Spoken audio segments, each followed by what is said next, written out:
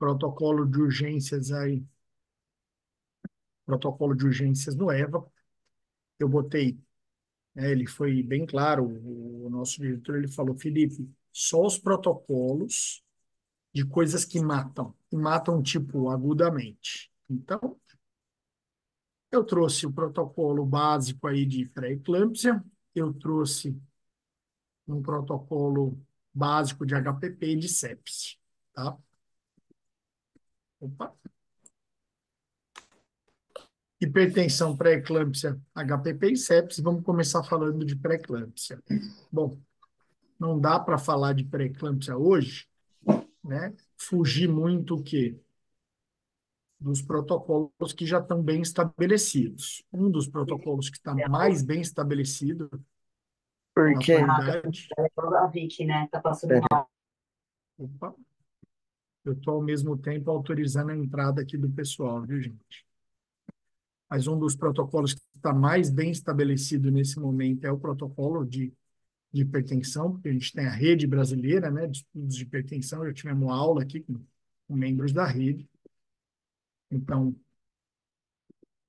internos e residentes, por favor, não deixem de acessar a Rede Brasileira de Estudo da Hipertensão e, dentro dos protocolos, leia aí o protocolo de pré-eclâmpsia, que é do ano passado, protocolo de manejo no puerpério da hipertensão e da pré-eclâmpsia, que é esse segundo, e o protocolo de hipertensão arterial crônica na gestação. Enfim, está dado aí o recado. Bom, qual é o diagnóstico? Qual é, né? Quais são os critérios diagnósticos atuais da pré-eclâmpsia? Você quer falar, Luísa? Pode falar, querida. Chefe, eu queria perguntar que foi uma discussão que a gente teve ano passado, quando a gente teve aquela aula, né, do Henrique, que apresentou esse protocolo da rede brasileira, e a gente tinha alinhado que na discussão de caso dos internos, eu manteria o protocolo do Ministério da Saúde, que os Ok. valores aí de referência de critérios de gravidade são diferentes, só para a gente ficar alinhado, assim, Eu se a acho gente que vai a seguir o creatinina, eu acho que Ministério, a creatinina acho que é diferente, não é isso, Lu? Em tudo é algumas, diferente. Plaqueta 100.000, transaminase al- 70, creatina exato. 1.2. A rede, ela dá uma baixada aí no corte, né? Vai aumentar a sensibilidade, né? Talvez Do seja um pouco IgG. mais sensível, perfeito. É, Isso. bom, Aí, só para deixar alinhado, porque normalmente eu falo dos critérios do Manual do Ministério 2022, né? Ministério que é de dezembro de 2022, também bem recente. É. Bom, para diagnóstico de pré-eclâmpsia, pessoal, a gente tem a hipertensão que começa, né, na segunda metade. A gente pode ter proteinúria, que, aliás, a gente, quando tem, todo mundo acha que faz sentido, né? Fala, ó, hipertensão, proteinúria, deve ser uma pré-eclâmpsia. Mas pode não ter proteinúria, e sim uma disfunção de algum órgão-alvo, que pode ser, por exemplo, uma disfunção hematológica, tá aí, ó, com plaquetopenia, né, abaixo de 150.000, elevação de DHL, pode ter disfunção hepática, né? A gente, na verdade, chama de disfunção, mas não é uma disfunção propriamente dita, é uma lesão hepatocelular, né? Com elevação de transaminase. A gente pode ter uma lesão de órgão-alvo rim, com elevação aí de creatinina. A gente sabe, né, que por causa do aumento da taxa de filtração glomerular na gravidez, a creatinina costuma ser mais baixa, então creatinina acima de 1 chama atenção. Edema agudo de pulmão, enfim, outras disfunções orgânicas. Na ausência de creatinina, de proteinúria, desculpa, e de disfunção desses órgãos-alvo, a gente pode ter ainda hipertensão e disfunção uteroplacentária, que é basicamente caracterizada pela restrição de crescimento fetal ou centralização, né, que são fenômenos aí, vasculares, vamos chamar dessa forma. Olha lá, como a gente está aqui para discutir um protocolo de urgência ambulatorial de pré-eclâmpsia, a gente vai discutir apenas, né, pré-eclâmpsia com sinais de gravidade, a eclâmpsia e nem vamos falar tanto da síndrome HELP, porque a ideia da síndrome HELP, a gente tem um diagnóstico laboratorial e a gente não vai ter isso no EVA. Então, ficamos mais ou menos parados na pré-eclâmpsia com sinais de gravidade na eclâmpsia.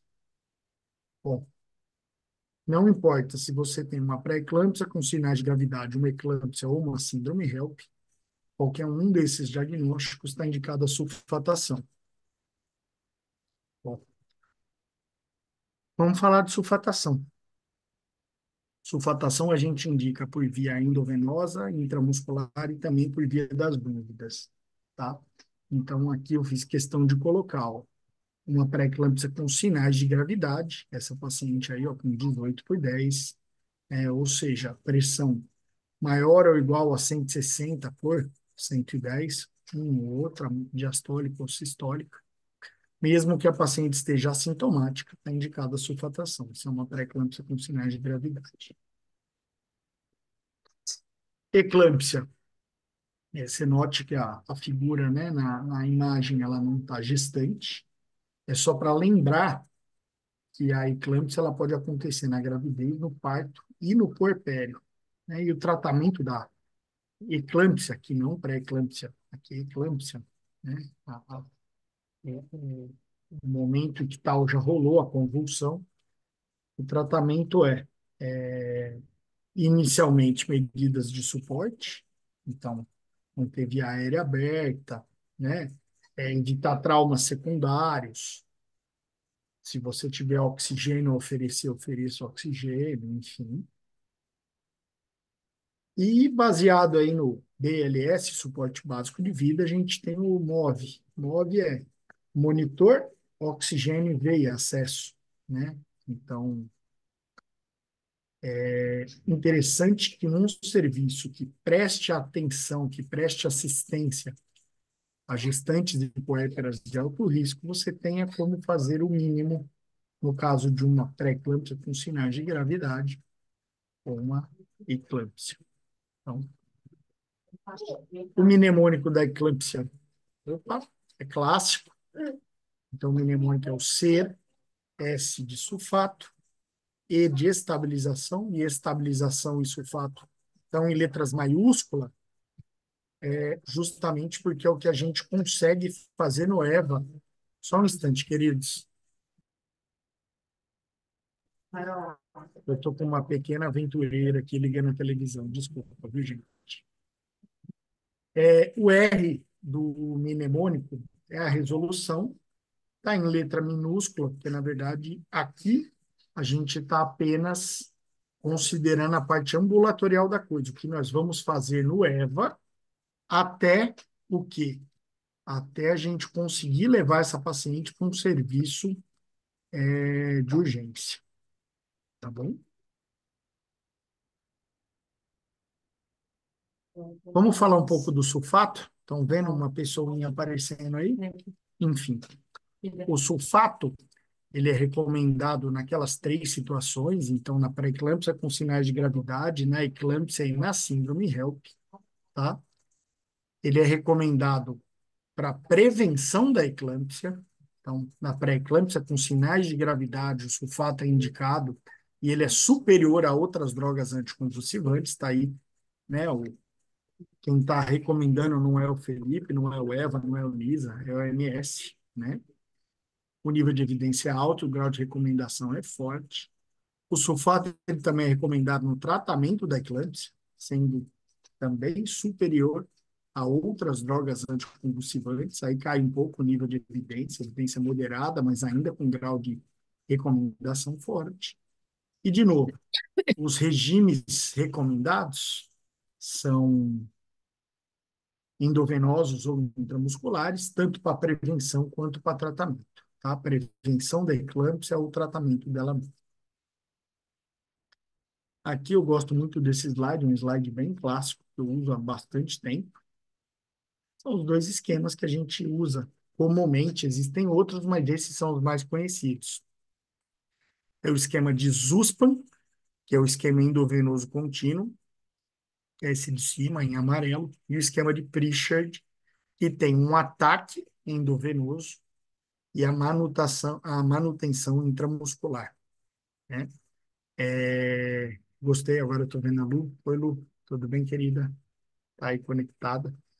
Eu quero saber, inclusive, a opinião de vocês sobre qual dos esquemas vocês acham que é mais factível no EVA. Né? A gente está dentro de um ambulatório, a gente tem assistência de enfermagem, a gente tem equipe. Então, a princípio, qualquer um dos dois seria factível, mas eu queria a opinião de vocês, tá bom? De novo, esquema de ZUSPA, 4 gramas EV. Oi, filha, dá oi pro pessoal. Fala oi, gente. Né? Fala com a mamãe. 8 ml de magnésio a 50%, né? Com 12 ml de água destilada, a gente usa aí para fazer uma seringa de 20, e a gente faz essa infusão em 10 a 20 minutos. Se é 20 para 20, fica 1 ml por minuto, a gente fica à beira-leito. Luísa levantou a mão, pode falar, Lu, é isso mesmo. Quero que vocês participem, por favor. Eu acho que, assim, o uso é melhor, mas a indicação, para mim, atualmente, há muita indicação de fichas, fora do HC, que lá é ficha que o chefe gosta, mas é para transporte. Então, depende muito de como essas pacientes vão ser transportadas. Eu acho que o ZUSPAN depende muito, tem que ter bomba de infusão. Se não vai ser um transporte que vai ter bomba de infusão contínua, tem que ser o fichas de quem vai fazendo a manutenção IM, né? Dependendo da condição. Aí, isso flexibiliza mais o transporte. Eu acho que isso é Eu uma acho, vantagem para a gente. eu acho que facilita, né, talvez. Você considera feita, pelo menos, o começo da manutenção. Concordo, viu, Lu? E aí não Mas, precisa ter uma mas, ambulância com bomba de mas eu infusão para poder posso levar a falar, paciente. Luísa, essas pacientes são transportadas com ambulância UTI. Nenhuma paciente dessa a gente vai mandar sem ser ambulância UTI. Primeiro, posso, Eles têm posso bomba de infusão, né, Lu? então, a gente fez, o nosso caso lá foi, primeiro, se não for ambulância UTI, a gente tem que ir junto. A gente Perfeito. tem uma determinação que a gente não pode ir junto. Entendeu? A gente não pode, como funcionário CLT, a gente não pode ir junto. A enfermagem não pode ir junto, o aluno não pode ir junto. Então, a gente tem que ter uma ambulância UTI, porque tem que ter alguém para ir acompanhar. Então, assim, acho que na nossa realidade, num caso como esse, pelo menos nas circunstâncias que a gente já participou, eu e o Lucas, a gente já teve em 2 casos e um desses foi que a gente sulfatou, a gente precisa de uma ambulância UTI. Vem bomba de infusão. A gente tem bomba de infusão lá, a gente usou a bomba de infusão e eles tinham bomba de infusão. E a gente pede ambulância UTI, porque também, se você não pedir, vai demorar de 4 a 5 horas. Então, eu acredito que o melhor, melhor é o ZUSPAN, a gente tem condição e a bomba e a UTI vem com bomba de infusão.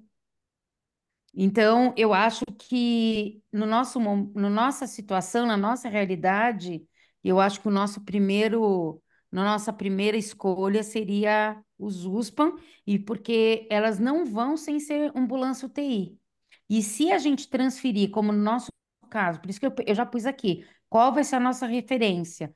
A nossa referência, no meu caso aqui, seria Interlagos. Eu fiz o contato, porque o Grajaú não aceita a gente. Interlagos só aceita se vier em ambulância UTI. Por isso que eu acho que a gente tem que debater o que vai ser decidido aqui. Eu E é acho. vaga zero? Existe um acordo de vaga zero com Interlagos?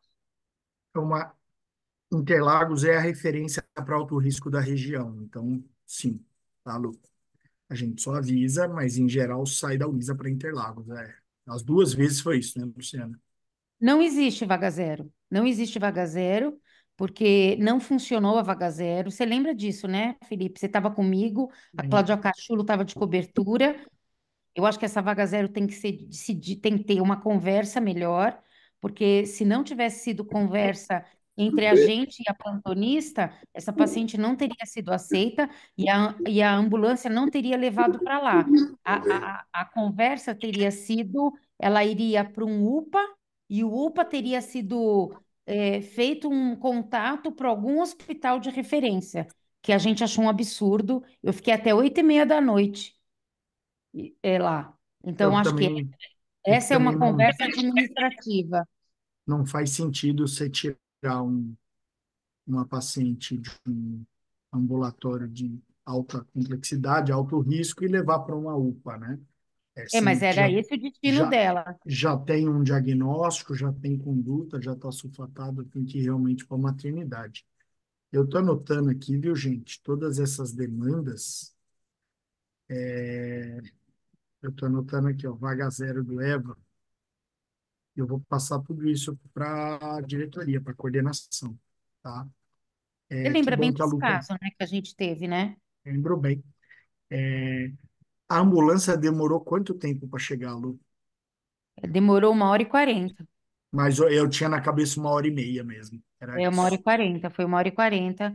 E depois, mas o grande problema foi porque a gente ainda não tinha vaga. E a ambulância ficou esperando cederem a vaga. Então, esse foi o problema maior. A ambulância ficou sentada esperando Interlagos. O Fabiano não deu a vaga, ele não acedeu. Como diretor, ele não autorizou a vaga. E aí eu fiz contato direto com a porta e a menina falou: Foi cedida a vaga? Eu falei: Foi. A diretoria cedeu? Eu falei: Sim. Aí ela aceitou.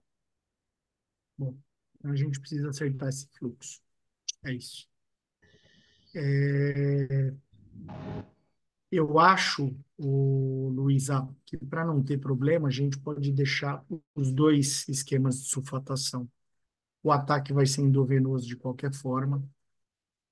A manutenção, se a gente estiver disponível, a bomba, a gente faz esquema de USPA. Se não tiver e a paciente for ser removida, a gente faz periche, ok? São esquemas clássicos, eu boto os dois no protocolo, tá bom?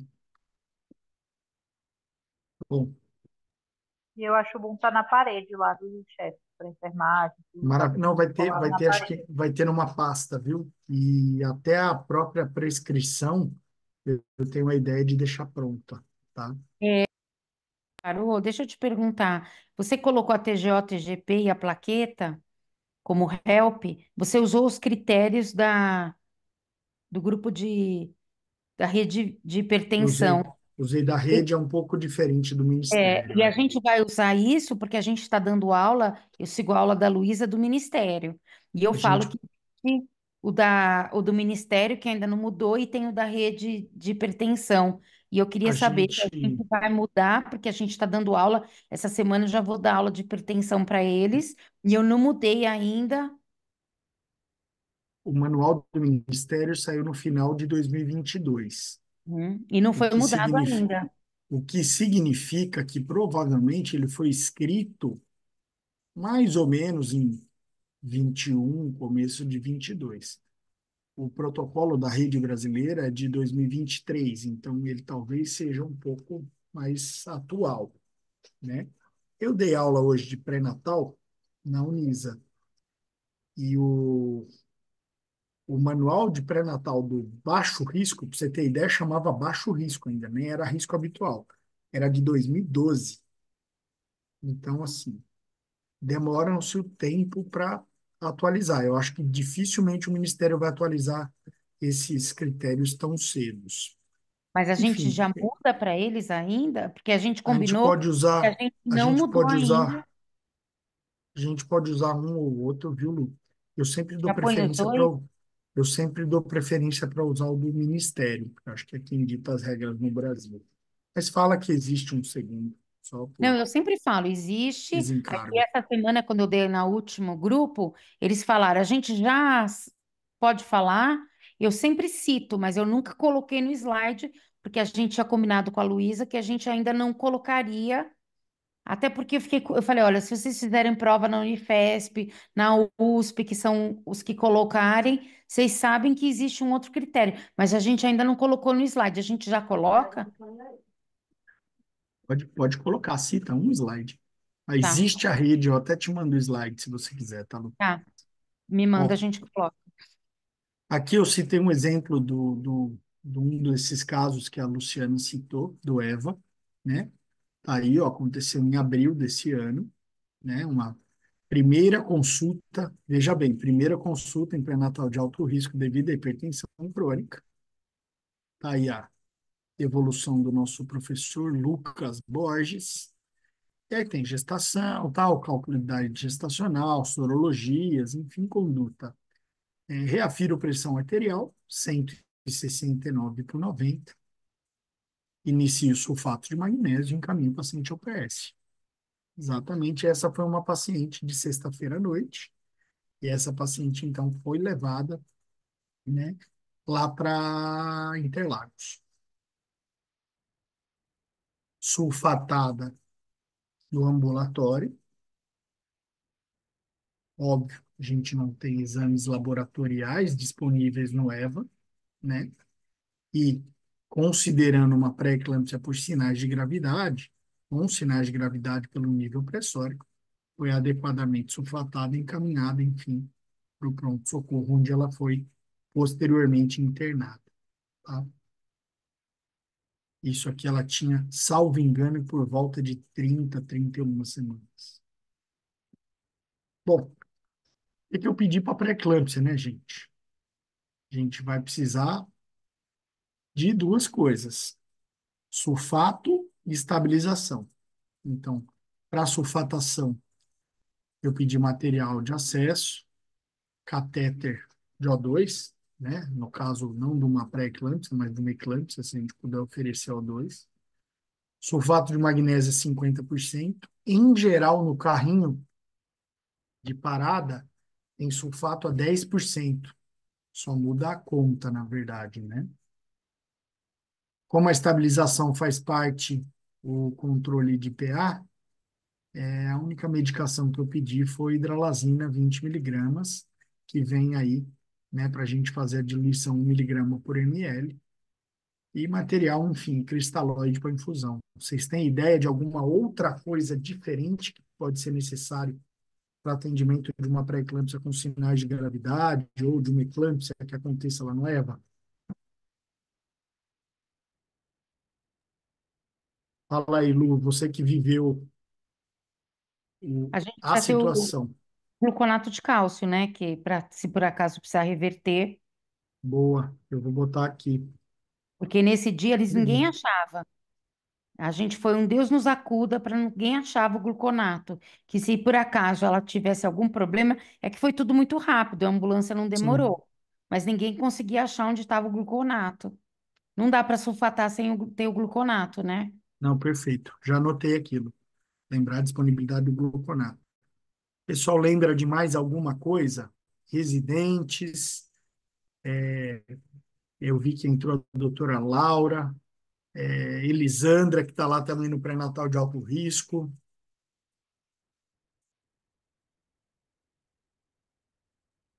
A gente falou da sonda, mas lá já tem sonda também, então acho que não. sonda vesical. Às vezes a Maria Cristina pede captopril para baixar a pressão de Acho que alguma, de no, alguma puer, puérpera que no chega. puerpério a gente pode E ver um anti. às vezes a gente pede, porque às vezes vem uma puérpera que chegou com a pressão lá no alto, e às vezes a Cris sempre pede, porque a gente também faz puerpério. Eu acho que ter um antihipertensivo oral é uma boa ideia também, tá? O Ilana, para sonda, eu sei que a gente tem muita ideia de que vai sulfatar, tem que sondar, deve sondar, mas eu acho que também sondaria no ambulatório, porque a gente está aqui pensando que essa remoção vai acontecer em 1 hora, 1 hora e meia. Então, eu acho relativamente rápido. Ah, Eu acho sim, que acho que mais para não chegar no hospital sem a sonda, eu mas posso, hum, por, sei lá, por a nossas gente, aparências mesmo, assim. a gente pode botar aqui, ó, onda vesical de demora. A Eli A falou gente, amlodipina. tá bom, eu botei aqui antihipertensivo via oral, eu vou botar um enalapril, um metildopa, porque às vezes está fazendo até hipertensão rebote porque suspendeu, e uma Sim. lodipina. Olha lá, Lu, tô vendo uma carequinha aí, ó. Belezinha. Parabéns, querida. Lu, eu acho que você estava desconectando, conectando. Para pré-eclâmpsia com sinais de gravidade e eclâmpsia, eu estou pedindo, né, opinião, o que que a gente precisa mais. Pedir material de acesso e catéter de O2, o sulfato, obviamente, hidralazina para controle de uma urgência, emergência hipertensiva, cristalóide, Aí colocaram alguns antipertensivos biorais, o gluconato. Ilana sugeriu a gente ter, obviamente, uma sonda vesical de demora. Se a paciente for ficar mais tempo lá no EVA, a gente pode pensar em sondar. Você pensa em mais alguma coisa, Lu? Não, eu acho que é isso. Acho que para o básico, assim, e lembra, a ideia é que essa paciente não fique muito tempo no EVA. Então, é isso. Eu gostaria de ter isso e uma ambulância, ponto. É isso. Bom, eu separei aqui, essas fotos são de hoje, né? Quem tirou essas fotos a pedido meu foi a Tawane. Então, isso é o básico do que a gente tem lá no EVA. Então, aqui, ó, em verdinho, né? Seta verde, a gente tem, né, uma régua de gases, então tem O2, né? A gente tem um leito, então tá em azulzinho, a gente consegue deitar uma paciente. Em vermelhinho, ali a gente tem como monitorizar essa paciente, não só a cardioscopia, mas a aferição de PA. Em amarelo, eu fiz questão de colocar, tem umas poltronas. Nem toda urgência a gente vai precisar de tudo isso. Mas, por exemplo, pode chegar muito bem uma paciente abortando, sangrando, com dor, né? Então, a gente tem outros locais, né, para colocar essas pacientes que não só o único leito. Bom, acho que pré-eclâmpsia, se a gente tiver isso, tá de bom tamanho. O que vocês acham? Aí eles têm uma coisa bem legal também, que é uma manta térmica, que é bem bacana, que ajuda bastante. A gente usou agora para uma paciente lá do. Todas as pacientes que são doidas são as do Luca. Todas que dão problema são as do são as freguesas dele. Todas as urgências chegam sexta-feira, 5 da tarde. Eu fiz questão de falar. Eu falei, olha, a paciente, a última que precisou de transferência, era uma sexta-feira, a última paciente do dia. Falei Todas isso são da sexta-feira antes, do antes, Luca. antes de você entrar, Lu, eu falei. Bom, É. HPP, hemorragia pós-parto. Hemorragia pós-parto, se for primária, é nas 24 horas que se seguem ao parto. Então, essa paciente não vai estar ainda no EVA, certo? Eu quis colocar HPP porque a gente tem um volume de puérperas e uma ou outra pode sim estar sangrando mais, né? Lembrando, né, que definição de HPP primária é mais de 500 ml no parto vaginal ou mais de 1.000 numa cesárea, pela estratégia zero morte materna. Pelo American College, independente da via de parto, é 1 litro, seja ele parto vaginal ou cesárea, tá? Bom, como é que a gente consegue ter uma ideia de quanto sangrou? Isso é uma coisa clínica que a gente usa, chama índice de choque. A gente divide a frequência cardíaca pela pressão arterial sistólica.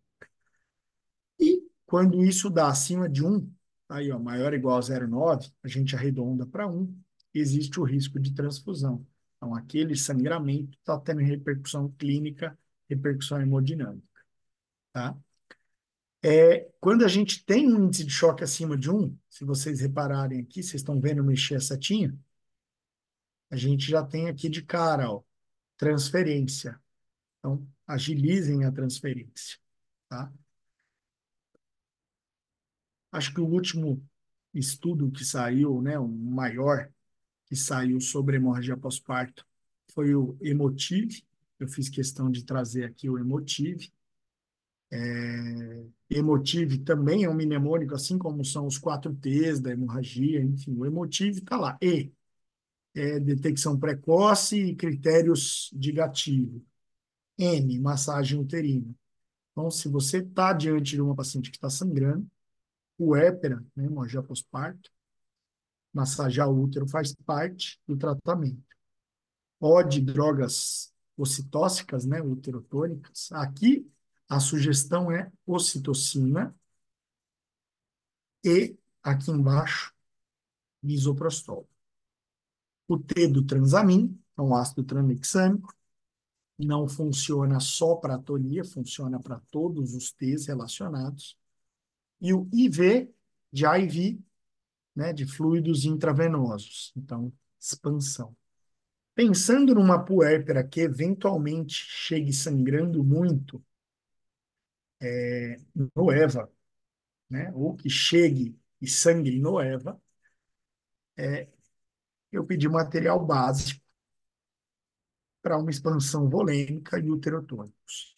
Então, pedi material de acesso, catéter de O2, ocitocina. Lembrar que a ocitocina, idealmente, deve ficar refrigerada, né? A gente faz uma solução de ocitocina com soro fisiológico, pode ter 10, 20 unidades. Lembrar que uma vez que a paciente sangra, aqui a gente não vai estar diante de uma hemorragia pós-parto primária, deve ser aquela mais tardia, né, que está relacionada muitas vezes a resto, a retenção de coágulo, enfim. Misoprostol, porque é a droga uterotônica sugerida no Emotive, e o Transamin. Luísa levantou a mão, pode falar, Lu. Podia colocar aí nesse pacote, pensando na gineco, né? Um sangramento uterino anormal, sangrando ativo, um câncer de colo sangrante. O Sim, Transamin pode ser utilizado e eu colocaria, pensando um material para tampão com adrenalina. Um tampão uma e uma ampulhinha de adrenalina, pensando para na gineco tampão também. vaginal, adrenalina. Maravilha. Posso pedir. É mais ou menos o que a gente está pensando mesmo, Lu. A gente precisa pensar junto nas situações que a gente já viveu eventualmente lá, tá? Já anotei. Alguém tem mais alguma ideia diferente? Porque o monitor já vai estar lá, a gente já vai conseguir, né, fazer uma expansão volêmica nessa paciente. E tudo isso, pessoal, antes, não dá para contar com sangue, não dá para contar com HbHT, com aglograma, não dá. Você está no ambulatório, essa paciente, a gente precisa manter ela viva até a gente tirar ela de lá e levar para o hospital, onde ela vai ser o quê? Seguida, né? E se a gente segue aqui, o Emotive, o E final, escalar o tratamento, ou seja, balão, outros devices, aí você vai ter no hospital, não tem condições e não tem sentido você ter ainda num nível ambulatorial. Alguém pensa em mais alguma coisa diferente? Residentes? Eu não sei se alguém pensou, por exemplo, num ergotrate, num metegin. Aqui já tem dois uterotônicos, né? Um que precisa ficar refrigerado e o outro que é estável, termoestável. E, de novo, eu não botei o ergotrate porque ele não está lá no Emotive. Eles sugerem o miso. Então, eu resolvi botar o miso para a gente estar, amparado aí pela literatura. Podemos Mas pode prosseguir? ser útil no caso ginecológico também, no Evotrate, né? No mioma Nossa, sangrando. nunca usei na vida, Lu. Não sei. Usei, É, acho que nunca, num caso ginecológico mesmo, nunca. Mas, sepse. E, de novo, já estamos caminhando para o fim. Por que que sepse está aqui? São as três principais causas de morte materna, né? Sepse aqui pode ser, por exemplo, eu, eu quero englobar situações da saúde da mulher, mas pode ser uma sepse, por exemplo, uma pielonefrite pós-operatório de urogineco, por exemplo, que teve manipulação de via urinária. Pode ser uma gestante, também uma pielonefrite ou uma coreamnioniite. Pode ser uma puérpera com infecção de ferida. Enfim, é para ser uma coisa bem geral, genérica. Último consenso aí, né, da Sociedade de Medicina Materno-Fetal é esse, número 67, para sepse materna. Foi daí que eu trouxe algumas dessas informações. Então, sepse hoje não conta critério taquicardia, febre, taquipneia, leucocitose, não. Isso são critérios antigos. Atualmente vale o consenso que chama sepsis 3, né? Sepse hoje é disfunção orgânica. Então, a gente vai chamar de sepse, em especial no EVA, se a paciente chegar com sinais de infecção, então, uma ferida vermelha, secretiva, ou uma fisiometria, ou uma mastite, ou, enfim, um Jordano positivo, e sinais de disfunção orgânica. Quais seriam as disfunções orgânicas? Circulatória, então ela chega com pressão arterial sistólica abaixo de 90, eu acho que ela está com disfunção cardiovascular. Eu acho que isso é sepsis, né? Se ela chega vomitando, vomitando, vomitando, pode ser que ela esteja em ilho. Ilho é lesão orgânica. Ou se ela chega, ela não tem nada disso, mas ela tem, por exemplo, sinais de infecção e está sem urinar há muito tempo, disfunção renal, né? A gente sempre deve pensar em sepsis quando a gente tiver lesão em órgão-alvo e a gente não conseguir explicar. O difícil é que boa parte dessa investigação é laboratorial, para você ver disfunção de coagulação, né, com CVD, plaquetopenia. É difícil você pensar, por exemplo, numa disfunção hepática sem você ter bilirrubinas, transaminases. Então, aqui, a gente vai tratar basicamente se a gente tiver algo muito na nossa cara, ou seja, disfunção cardiovascular, se a paciente estiver vomitando muito, e se a gente encarar isso como sendo ilho, ou se tiver suspeita de lesão renal. Recomendação forte, forte, forte na sepse que muda a mortalidade. Antibiótico na primeira hora.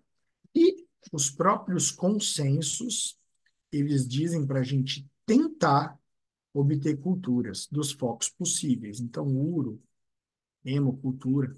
Tenho que falar para vocês que, na atualidade, os frascos de hemocultura estão em falta no mundo, inclusive no Einstein, recebi um comunicado essa semana, tá? Reduzindo a não colher duas amostras, colher uma só, então realmente está em falta, tá? Mas que a coleta de culturas não devia atrasar o início do antibiótico. Então, se estivermos no EVA, diante de uma paciente com hipótese principal sepse, vamos pensar uma infecção puerperal com hipotensão. A gente não vai colher cultura e vai começar antibiótico. Além disso, é uma recomendação forte, expansão volêmica, tá? Tá lá, ó. Recomendado a administração precoce de 1 a 2 litros de cristalóide, tá bom? Daí para frente, que é drogas vasoativas e parto, aí não é ambulatorial, né, gente? Aí já foi para o hospital. Então, tá aqui, momento zero sepse, o que que a gente precisa focar? Isso aqui, ó. Atendimento na primeira hora. Então, culturas, eu acho que a gente não vai ter como colher, mas iniciar antibiótico nessa primeira hora é fundamental. E expansão com cristalóide, vocês viram de 1 a 2 litros, aqui está 30 ml por quilo, focando em manter aí uma pressão arterial média de 65, mais ou menos. O próximo passo é, se essa paciente não respondeu à expansão e ainda está hipotensa, começar a droga vasoativa. Corticóide, monitorização fetal e afins em contexto hospitalar e não ambulatorial. O que eu pedi para a sepse? De novo, mesma coisa, material de acesso, catéter de O2, soro fisiológico aqui numa quantidade um pouco maior para expansão. Eu pensei, eu pensei em alguns esquemas antibióticos, né? Pensei no clássico Rocefin Flagyl, por quê? Rocefin pega se for uma pielonefrite, Rocefin Flagyl pega se for uma endometrite, pega se for um abscesso de parede, pega se for uma mastite com anaeróbio, Rocefin pega se for uma pneumonia, enfim, pelo não, pelo sim, Rocefin. Por que que eu optei pelo Rocefin Flagyl e não pela Genticlinda? Porque eu não queria fazer, por exemplo, Genta sem ter uma creatinina para saber quanto que é o basal dessa paciente, lembrando que a Genta é nefrotóxica. Ideias, pessoal, para tratamento aí da sepse ambulatorial no EVA. Alguém tem alguma ideia diferente disso? Eu acho que eu tentei abarcar o maior número de possibilidades na minha cabeça aí. Chefe, posso? Fala, Cal. Pode, claro, querido. Eu coloquei aqui no chat, mas eu estava aqui pensando, sabe? A gente está discutindo aqui caso de emergência obstétrica materna, né? Sim, Hipertensão, sangramento, sim, sepse. Mas a gente às vezes pode se deparar com um caso de uma emergência fetal. A gente está fazendo ultrassom lá também. E muitas vezes sim. a gente não tem uma manifestação clínica importante na mãe. Mas também a gente recebe pacientes idosas, a gente recebe pacientes com múltiplas comorbidades lá. Dia desses a gente recebeu um caso de uma paciente jovem, mas com um ataque supra de quase 200 de frequência cardíaca.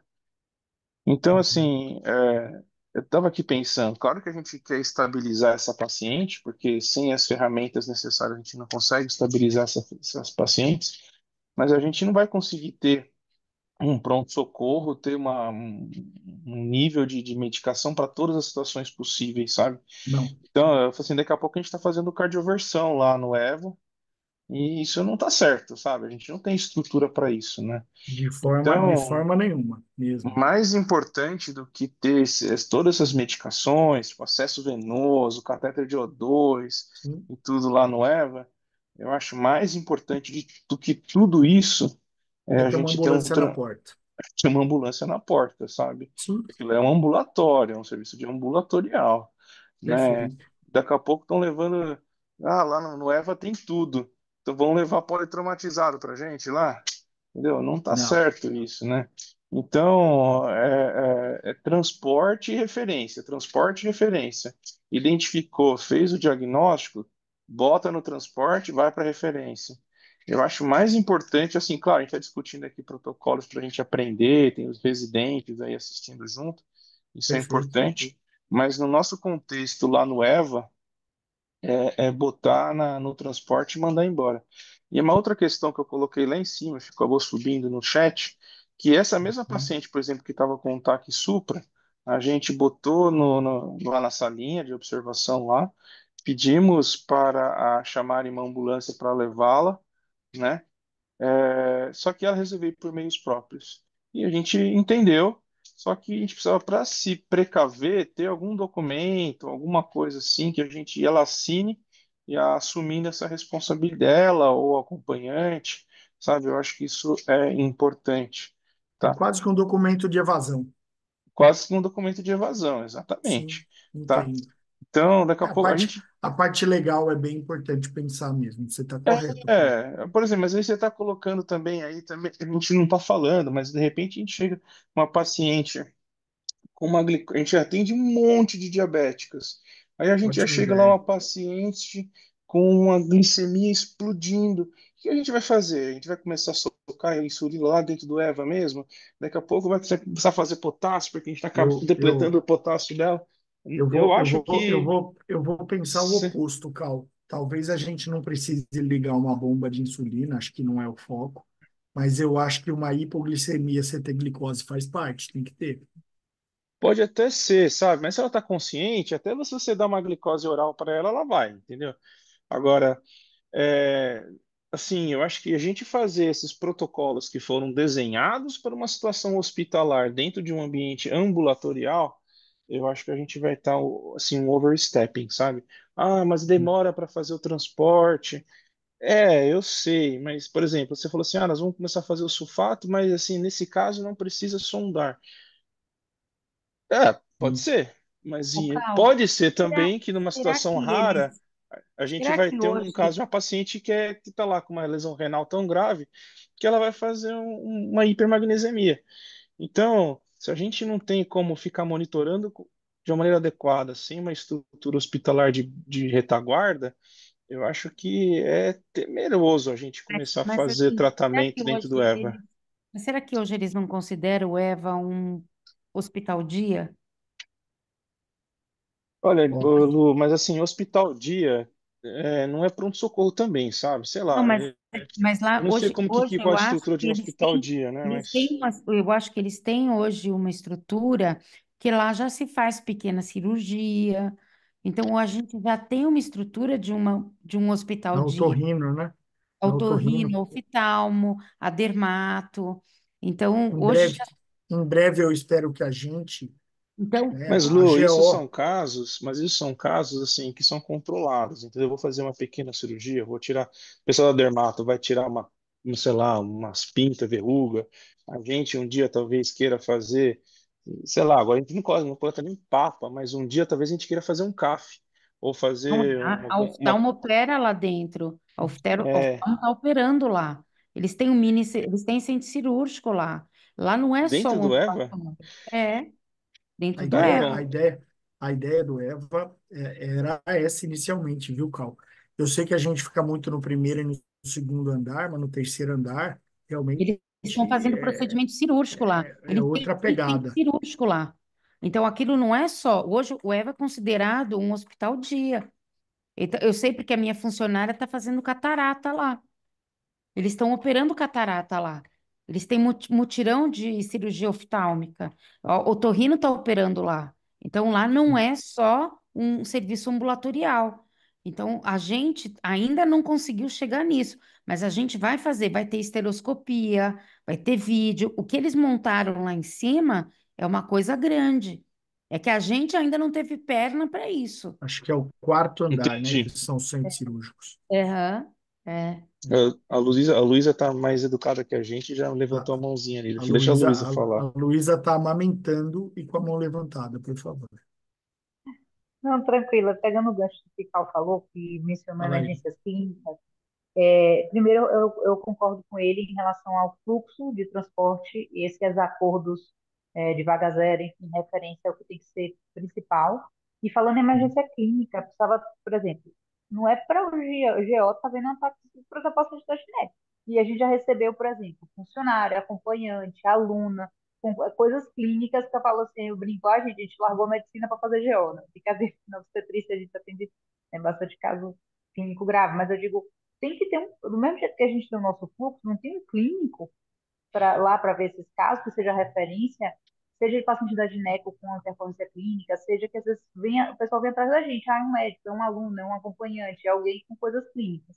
Eu acho que esse fluxo lá dentro do EVA também tem que ser estabelecido, porque a gente já teve alguns casos. Sim, concordo. Concordo mesmo. Bom, gente, eu tinha preparado essas três coisinhas para a gente discutir.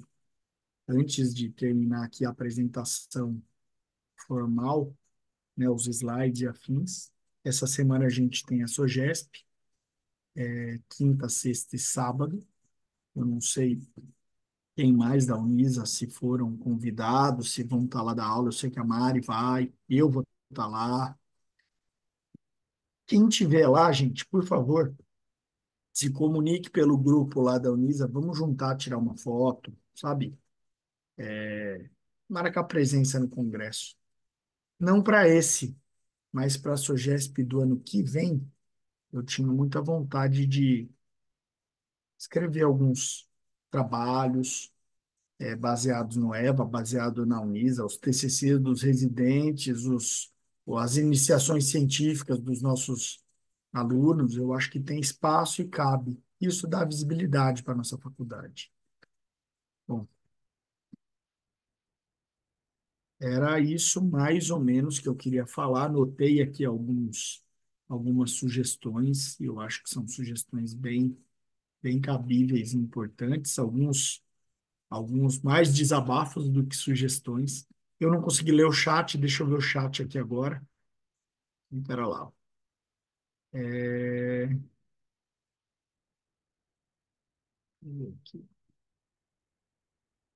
A Luísa, aqui, Elisandra pensando no Pritchard para transporte. O Cal perguntando aqui se a paciente resolve ir embora por meios próprios, o que que ela assina. Então, acho que a gente tem que ter um termo de evasão, né? Esses protocolos eu acho que não vão ficar só aqui. Eu acho que esses protocolos a gente vai ter sim uma pasta lá no EVA, viu, Cal? A paciente Se você quiser, da. eu posso organizar esses protocolos de uma maneira assim, mais no modelinho, bonitinho, e tem uns cadernos tipo fichário que dá pra gente ir colocando para não perder. Eu tenho uma plastificadora aqui, a gente pode colocar no plastificado, bonitinho. Beleza. Aqui a Ilana falando que a paciente do sulfato tinha sido sondada lá no EVA. A Lu falando que tem bomba de infusão e afins. Eu achei que o Elisandra Cal ia aí. falar. Eu posso fazer os protocolos em inteligência artificial. Agora eu fiquei até decepcionada, Cal. Estamos evoluindo. Estamos evoluindo para isso ainda, Lu, Eu vou criar espero. um chat GPT aqui. Se você não sabe, pergunte pro chat GPT o que eu faço agora. Aí, ó. A Elisandra sugeriu aí, né, a Lodipina. Acho que tem um IECA Bromopoepra é bom também. A Lu falando que tinha falado ergotrate, mas tinha pensado em profenide. Beleza. Profenide a gente usa muito, né, Lu, para gineco. Mas eu não sei se eu faria um anti-inflamatório no EVA, porque tem alto risco de anafilaxia, né? Dipirona e anti-inflamatório é medicação perigosa para fazer sem ter um suporte maior. Tá aqui. Situações de emergência fetal. Bom, Cal, é assim, o Fleury, ele também faz, né, ultrassom e também não tem uma retaguarda fetal. Então, eu acho que o problema que você tem no Fleury, no EVA, em todo hospital que não é a maternidade é esse. Você faz um diagnóstico de sofrimento, o paciente tem que ser levado às pressas para a maternidade. Falou do caso aí de taquicardia supra, TAC supra, eu adoro reverter TAC supra, mas não, né? Acho que precisa ter alguém para auxiliar aí na parte clínica e eu vou pedir isso, tá? Acho que a gente não vai chegar a fazer cardioversão no EVA, viu, Cal? Não mesmo. Concordo que a gente precisa ter uma ambulância.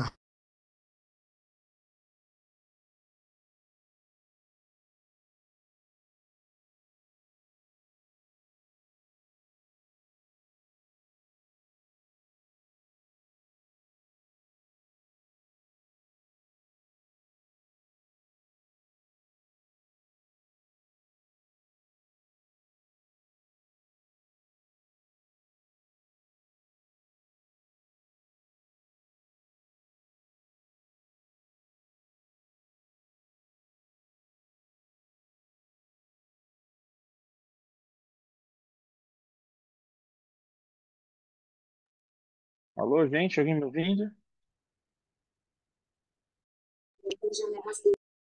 Eu acho que ele congelou. É, acho que caiu a conexão dele. Eu achei que era só eu que estava congelado. É, eu não sabia se era o meu computador que tinha travado ou se era a conexão do Favorati. Não, foi ele que caiu. É.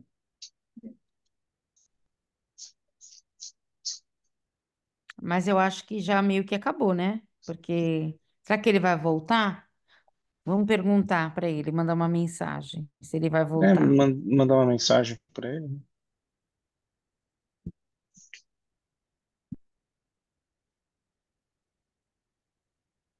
Pessoal, ele mandou. Pessoal caiu. Você vai voltar?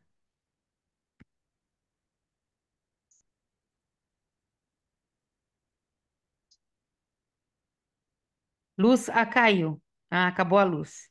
Então, tchau.